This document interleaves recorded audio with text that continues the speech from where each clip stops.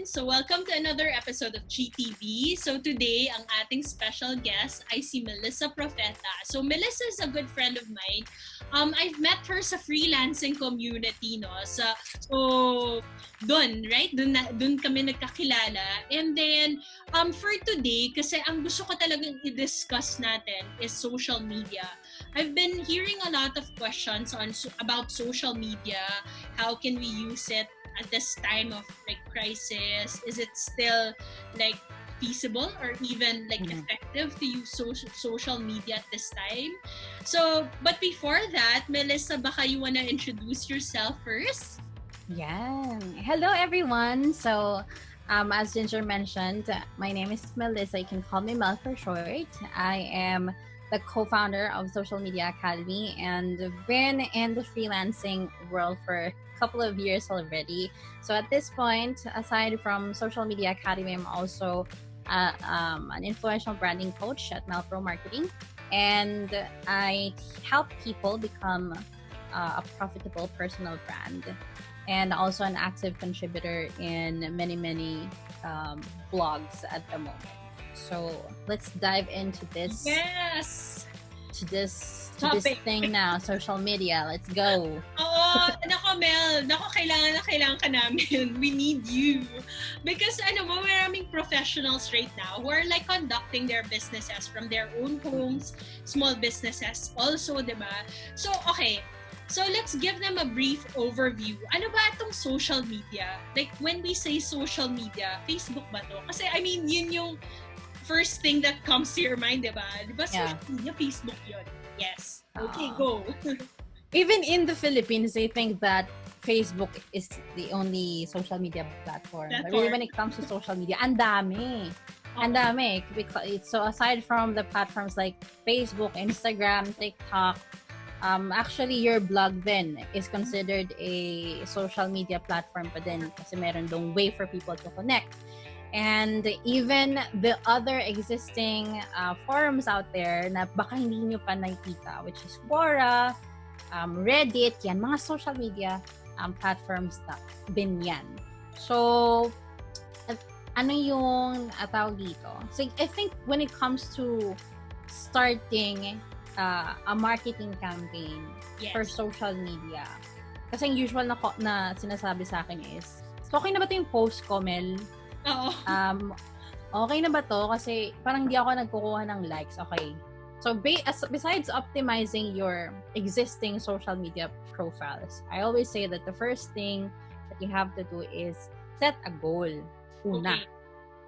That would be the very, very first thing. Because when sinabi natin go, ano ba yung gusto mong ma-achieve? So, I'll give you an idea. So, siyempre, halimbawa, number 1, gusto ko magkaroon ng 100 page likers. That would be a goal. Second, gusto ko kasi magkaroon ng 10 sales out of Facebook. Okay, that could be another goal. Gusto ko kasi, Melissa, makakonect sa mga leads. Para magkaroon ako ng mga possible appointments online kasi digital na lahat eh. So, that could be another goal. So, pag na-set na yon, once you have identified kung ano yung gusto mong i-achieve, then you can start building out a campaign that will support your goal. Saka ka ngayon mag-build out ng campaign. So, maganda siguro, gawa tayo ng scenario na lang. Yes, sige. I think ang pinaka-common na napapansin ko na kumbaga, who are digitizing talaga all of their operations right now are financial advisors. Yes. Napansin ko yun. Pati yung mga real estate people. Yes. Gusto, kasi diba? Magmi-meet sila offline, magko-coffee, explain yung produkto. That's true. Yeah, but with everything, with ECQ, they need to like build it here, diba? From their homes. Right.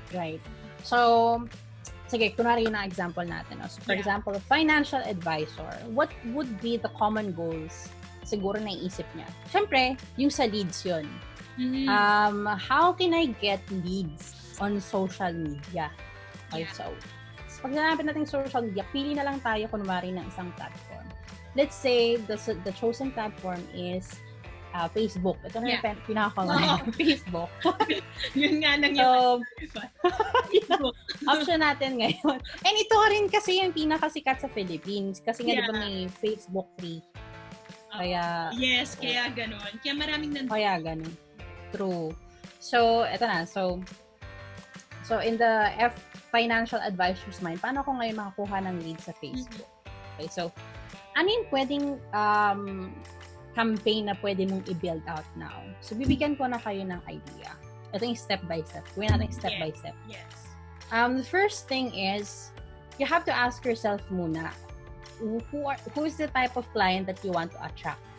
Okay? Because that's very important. If you don't know who it is that you want to serve or to become a client, mahirap yun. Yun din lagi namin sinasabi sa mga students namin in Social Media Academy na nagsasabi na, ba't ganito wala na akong idea sa mga content? Hindi ka maubusan ng content idea if you know who it is that you want to serve. Oo, so, let's say, hindi na uso yung hindi na uso yung, lahat ng tao, target ko. Yes, ano na yon. Mahirap nang gawa ng mga social media posts yon. Tsaka nag-evolve na rin kasi yung social media content ngayon, which mamaya kikwento ko din. So for example, in our in sa FA na example natin, ano siya, ang napili niya ay millennial mommies to be exact. Sige, to be exact. Millennial mommies. Si millennial mommy ngayon ang gusto niyang i-serve. So, from there, ikaw na FA, think of the existing problems na na-experience talaga ni millennial mommy in terms of ano ba yung yung product mo, so insurance. So ano kaya yung mga possible na mga naiisip niya? Susulat ka. So for example, nasulat mo, si millennial mommy naghahanap yan ng option para makapag-grow ng ipon niya para sa kaniyang baby's college funds. Yes. Mga ganyan. Tuition fee. So, tuition fee, ganyan. So, kunwari, yon yung isa sa mga nasulat mo. So, from that particular experience, ikaw na magde-develop ng content, isip ka ngayon, meron bang existing na mga memes that revolves around that topic? Meron bang mga nakakatawa na conversation that revolves around that topic? Ano ba yung pwedeng visuals na gamitin? Tingnan mo din, mag-check ka ngayon sa internet kung meron na existing. Kasi for sure, since internet, napakalaki ng internet, lahat ng bagay is available na sa internet, right? Yes. So, halimbawa, meron ka nang napili. Ngayon, you already wrote the caption and meron ka ng image para dun sa nabuo mo na kwento sa isang post mo. So, you have to ask naman yourself. So, etong ipopost mo ba, is it in alignment with your overall branding? Yes. So, sa branding mo, pag sinabi natin branding, syempre, kasama na yung colors, yung messaging, presentation, overall experience, yan. Kasama yun sa pinaka-branding mo. Same ba siya? Swak ba siya? Or you have to rephrase the things that you wrote? Yeah. Ganon. So, for example, na-check mo na, yes, okay siya sa akin. Tama to. Ito na talaga ako. Ito yung voice ko. Popost ko na, Mel. So, kunwari, pinost mo na ngayon. Hindi pa doon nagtatapos. Okay. Because, one of the things that mali sa ibang ginagawa ng mga nagpa-practice ng social media is akala nila, madidiscover na yun agad-agad. Hindi. Hindi pa. Meron ka pang kailangan gawin after you post your content. Lalo na if you're starting out, True. Wala ka pang existing na following. Okay? Because dun tayo sa nagsa-start pa lang. So, ano yung mga things na pwede mong gawin? So, of course, you can promote it. Okay? Yes. Huwag tayong mahiya, mag-cross-promote. So, cross-promotion, syempre, you can share it sa iyong feed mismo. Pag shinare mo naman sa feed mo, bigyan mo ng narrative. Yeah. Kasi syempre, the first few people who will support you are your closest friends, diba?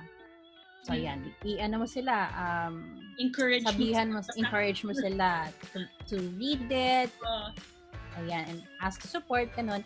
And then, second step that you can do is, you have to look for existing communities muna. Okay. Existing Facebook groups out there na swak sa target mo. Kasi sabi yung millennial moms. So, meron bang groups ngayon na merong millennial moms? So, pag share mo ngayon yung ginawa mong content dun sa group na yon, isipin mo how are you going to present it without being overly promotional. Yes. Hindi kasi yung iba, diba? Oo, yung iba nag-share lang. Walang narrative. Anong klase yun, di ba? Bigyan mo naman ng narrative. And then, ang isa sa pinaka-hack na ginagawa ko din even before is yung nagsasite ka ng mga kilalang people dun sa community na yun. So tag mo. Bawa, ang pinaka-leader ng community, kumari na lang, pangalan is Jennifer. So, itatag mo ngayon si Jennifer dun sa ginawa mong content sa group. Okay. Jennifer, what do you think about this? Blah, blah, blah. Now, since Jennifer kasi, excuse me, Jennifer is, the leader of that community. Yeah. Siyempre, pag tinag mo siya, automatic may kita yun ng iba. Oo. Kasi siyempre, influential doon. Oo. That's correct. So, meron ka na ngayong, exposure. So, dapat, syempre, pag nagbigay naman ng insights ng yung si community leader in the comment section. Sagutin mo naman. Tined mo Iyo mo sa ere. Oo, kasi whatever. True, kasi pag nakita na nila na nakita ng ibang tao na, si Jennifer, yung leader ng community, nagsabi ng insights, ako din. Yan. Kasi parang follow the leader. Normalan yan eh. Ganun talaga. So, for example, this content of yours na pinag-isipan mong mabuti, is garnering, traction. Yes. And nakita mo meron ng likes, may mga nagko-comment na blah, blah, blah. So, maganda yan kasi pag meron nag-interact sa post mo, when you click on the interactions, you can invite those people to like your page. So, for example, that's your second goal. Yeah. Aside from getting leads, ang second goal mo is to get following. Diba? Mm-hmm. So, i-invite mo sila ngayon, na-invite sila to like the page. So, nag-like na. Okay. So, kunwari yung pinaka-premiere na post mo na yon, garnered so much attention and lumaki na yung page mo, nagkaroon ka na ng 100 achievement. So ngayon, you have to keep in mind that those 100 people, they're waiting na for you to publish another content that would help them. Kasi parang interesado sila sa gusto mong sabihin. So, let's say, for example, kasi parang na-amaze sila sa advice na ginawa mo, ganun. So, doon na papasok na kailangan mong maging consistent in publishing helpful posts. So, tapos, ulitin mo lang ulit yung sinabi ko kanina. Do that ng paulit-ulit with consistency until ma-reach mo yung, let's say, yung second goal mo na kumuha ng 1,000 likes. Now, paano naman magkakaroon ng leads? Yes. Let's say, dumami na yung following. So, laki na, 1,000 na. 1,000 na. sabi mo, Mel, 1,000 na in just 1 month. Bakit wala pa akong leads? Wait lang. Darating tayo dyan. Then you have to, think of, ano ba yung gustong, yung pwedeng gustong malaman ng millennial mommy na the-download din niya. Anong information na yon? Ano kaya yon? Isipin mo na. So, syempre, ang next mo na gawin is to develop your lead magnet na tinatawag. So, the lead magnet, ito yung usual na PDF downloads na nakikita nyo na, enter your email to download ganyan. Email, wala akong website. It's okay if you don't have a website because kahit mismo sa Facebook, you can do it. Ano ba yung existing tools na meron ka na pwede mong gamitin? Siyempre, number 1, ManyChat. Yes. So, si bot. And yung mismo Facebook inbox mo, you can utilize that. So, paano ngayon siya gagawin? So, bigyan ko na lang kayo ng hint. Mahaba yung discussion natin. Okay lang. For practical. Halimbawa, Yeah. halimbawa na-develop mo na yung material for lead magnet. Oo. Tapos pinost mo na. Dapat attractive yung hindi Attractive talaga. Hindi download talaga or hihingin talaga sa'yo. Diba? True. Yung talagang pinag-isipan mo. So, kailangan mag-survey ka din. You ask them what could be that one thing that they would be willing to download. Yes. And enter their email for kasi alam nga namang ano lang yan. Wala lang. Report lang. Financial. Wala kang leads. Hindi nila mag-download. True. So, halimbawa, pinrepare mo na yung lead magnet mo and ready ka nang mag-publish ng post sa feed. Nakita mo na parang, ay Mel, 20 lang. Okay. Yung nag-download. And 1,000 yung nag-like sa akin. Ngayon, dito na papasok si Facebook ads. Now, meron kasing sinasabi na report sa Facebook na you only get 15 to 20% na organic reach, which is really what normally happens. Lalo na pag totoo talaga yun. Talaga yun. So, halimbawa, gusto mong ma-reach lahat yun. Pwede ka na ngayon mag-run ng ads mo through the posts na ginawa mo. Kasi yung post mismo na yun, pwede mong i-target dun sa mga page likers lang. Yes. Kunwari, ganyan. So, ngayon, halimbawa, nirun mo na siya, nakita mo na nagkaroon na ng traction, pero hindi mo pa na-reach yung gusto mong number, kasi ang number na gusto mo is 100 downloads. Nagkaroon ka lang ng 75 downloads, hindi pa rin min eh. Dapat umabot ng 100 to 200. Okay lang yan. Pwede ka ngayon mag-retarget. Because everyone who engaged with that post, and that's the beauty of Facebook ads naman, everyone who engaged with that post of yours, pwede kang gumawa ng separate campaign to retarget those people. Pero pag niretarget mo, gumawa ka naman ng separate na image collateral or video. Baka pwede mong sabihin na, hey, you forgot to download this, mga ganyan. Hey, you forgot to get your blah blah blah copy. So, hindi pa ulit-ulit, di ba? Na parehong post. Yes. Separate naman. Bigyan mo naman ng effort sa image, no? Kasi hinihingi mo yung time nila eh. Remember, attention is currency now. So, for example, yun na.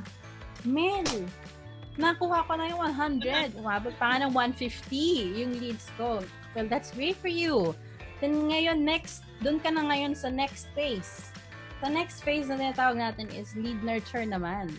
So when you nurture these people, it could be through a series of emails, pwedeng, kung may budget ka, pwedeng text messages, pwede mong gawin yon. Until, dun ka na sa next part, which is makuha mo na sila to book an appointment with you. Yes. So, syempre, yung mga tao na yan, based din sa last na ginawa naming event na Nix, no? Based on the report last year sa behavior ng mga buyers, it takes 7 interactions before sila bumili from you or even really interact with you. So, for example, nandun ka pa lang sa pang 5th, no? 5th or 6th. Yeah. So, kumbaga yung pang 7 mo, perhaps yung text or yung email mo. Tapos dun sa email mo, sa ilalim, pwede kang maglagay doon ng call to action na ilagay mo doon, book. You can book your appointment with me by clicking on this blah blah blah. Tapos, pag kinlik nila yon, it will lead to your own Calendly. Calendly maganda. So, it's very user-friendly. So, the Calendly will kung baka, you can customize your availability. So, pag naglagay na sila doon ng information nila, na-book na yung appointment, congratulations! Meron ka ng lead ngayon. Nakakausapin. But, yung gusto niya na, kasi yung usual, yung iba, gusto ko sale mail eh. Kasi, the thing about insurance products, it's not the same as yung mga ganitong products eh. Diba? Kasi pag insurance, mas malaki yung hinihingi mo. Which really requires time. Diba? Time talaga. And then talagang trust. Yes. Hindi ka naman bibili, parang kakakilala ko lang sa'yo, di ba? Oo, hindi rin siya add to cart lang basta-basta na. Di ba? Oo, so yung true. So yung conversion, mangyayari na yan sa conversation ninyo. Doon naman papasok yung sales skills mo na. So how you present it sa ang call. dami na nilang natutunan sa'yo, Mel. Grabe. Yes. Full strat na nga. Buti na lang, nag-guess si Mel dito. So ang kami na, no, in terms of like the basics of social media, it's not really about only Facebook, no, but there are a lot of things that come into play. There are a lot of factors to consider, diba? Yung nga, sabi ni Melissa, we start really with planning, and once you plan, no, when you plan, that's where you think of sino ba yung gusto mong kausapin, how do you want to talk to them, where do you want to talk to them, when do you want to talk to them. So lahat ng mga to, and then you try to sort of nurture the relationship by different kinds of conversations that you can do, like posts mo, later on encouraging them to give you a little bit of trust na rin by giving their email address, and then moving forward. So daming stuff really, no? And I think we'll put naman everything, no, on the show notes below. Hingin ko kay Mel lahat ng mga pwede niyang i-share sa inyo na mga additional tips. So in terms of tips, to close na lang, Mel, like ano pa yung mga additional siguro, let's give them, ano yung top tip that you would advise them when they are sort of experimenting and trying out social media for their profession and their business? I'll give you guys 3. Sige. Number 1, emotional triggers. This is very important because hindi na nag-work ngayon yung very salesy lang na post na parang educational, informative lang. Pag sabi kong lang, kasi you have to mix up your content eh. Yeah. So, hindi lang puro ganun. Okay? You have to make it to a point that you can make people feel something when you post your creative. That is why I believe na that's the reason bakit yung Jollibee is ganun yung mga commercials nila, di ba? Oo, hugot. Oo, talagang hugot. Mga ganong levels. Pero you can do that naman ng hindi naman super Jollibee level. I think this is also the beauty of TikTok, no? So, sa TikTok kasi, you can create those kinds of memes eh. Na parang, ikaw mismo yung nag-voice over. Pwede mo rin siyang gawin, but it depends on your brand naman din. It depends on your personality. But it's just a recommendation. So, emotional triggers. How can you make people feel something? Sa product mo, kung skincare ba yan, ano yung hidden feelings na gusto mong ma-feel nila na ma-show mo on social media. So that's important. Second, format of content. So sa format of content, sabi ko kanina, it could be something educational, but really, copywriting has been a very helpful type of skill talaga in terms of social media. I would say, needed na rin talaga siya. Because sa copywriting, you would know how to start creating or writing stories. Yes. Better stories on social media. You would know what are the persuasive lines that you can add to make people engage. So, format of content would be the second. The third is, wag nating tong kalimutan. You have to make your audience laugh. Talagang, it's important din. Make them, if your brand is alam mo yun, yung brand mo is medyo seryoso, at least make it to a point that you give humor. Yes. Kahit minsan lang. It's really important. Para kasi when you give the humor kasi, or when you post something humorous, it humanizes your brand. Yeah. And that's the best demonstration. Positive feedback. Oo, that's true. And very relatable din kasi si brand kapag nagiging humorous. Yeah. So depende naman sa brand voice mo, pero you have seen campaigns from Angkas, yan. Na Orocan, yung mga ganun. Very strong campaigns. Yeah. So pero yun nga, it depends pa din on your brand voice and ano yung brand strategy mo. So those would be my top emotional triggers, format of content, and make sure that you post something humorous. That's something that really works right now. Wow, thank you so much, Melissa. Melissa Profeta. Hey!